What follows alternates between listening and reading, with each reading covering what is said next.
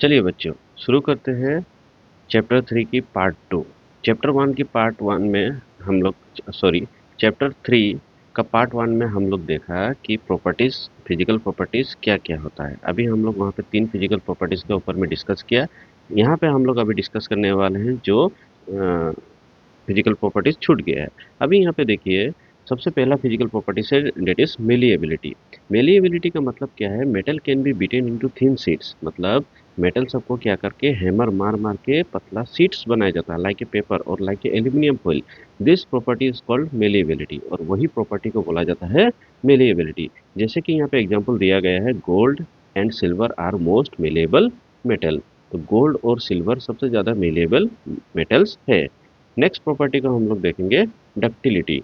Ductility का मतलब क्या है? The ability of metals to be drawn into thin wires. मतलब मेटल्स का एबिलिटी कि वह मेटल्स सबको हम लोग वायर में कन्वर्ट कर सकता है या वायर उसको बना सकते हैं। जैसे कि for example copper metal, copper metal या गोल्ड का या एल्यूमिनियम का हम लोग वायर बना सकते हैं। बट ठीक है, मेटल्स लाइक सोडियम, मैग्नीशियम या पोटेशियम, लिथियम, ये सब मेटल्स का हम लोग वायर नहीं बना सकता है, क्योंकि सभी मेटल्स में एक जैसा प्रॉपर्टीज नहीं होता है। कुछ कुछ मेटल्स में कुछ प्रॉपर्टीज डिफरेंट होता है, कुछ होता है, कुछ नहीं होता है। सेम उसी तरह gold is the most ductile metal. तो उसी तरह गोल्ड जो है वो सबसे ज़्यादा क्या है?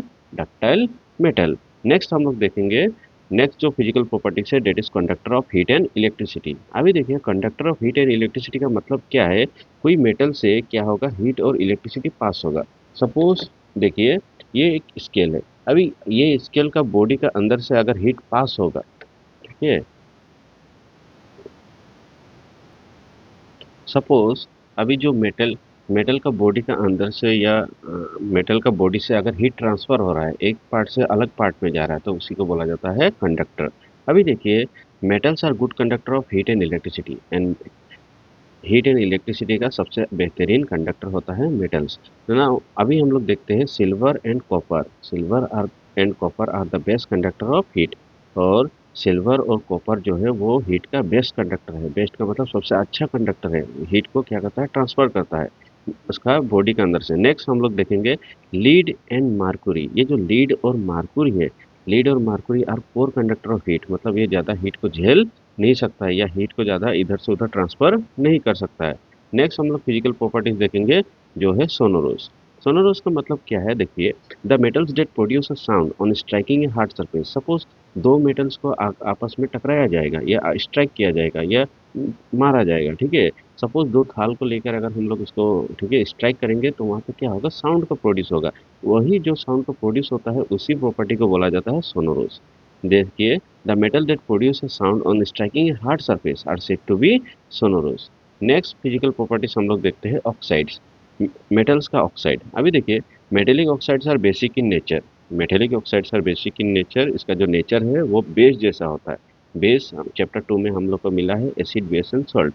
वही बेस का जो पीएच वैल्यू होता है वो मोर देन 7 होता है, 7 से ज़्यादा होता है। जैसे कि मेटेलिक ऑक्साइड का एग्जांपल अगर हम लोग लेंगे, तो यहाँ पे क्या है? जिंक ऑक्साइड है, मैग्नीशियम ऑक्साइड है, सोडियम ऑक्साइड है। एंड ये सभी ऑक्साइड सर, ये कुछ एग्जांपल्स है।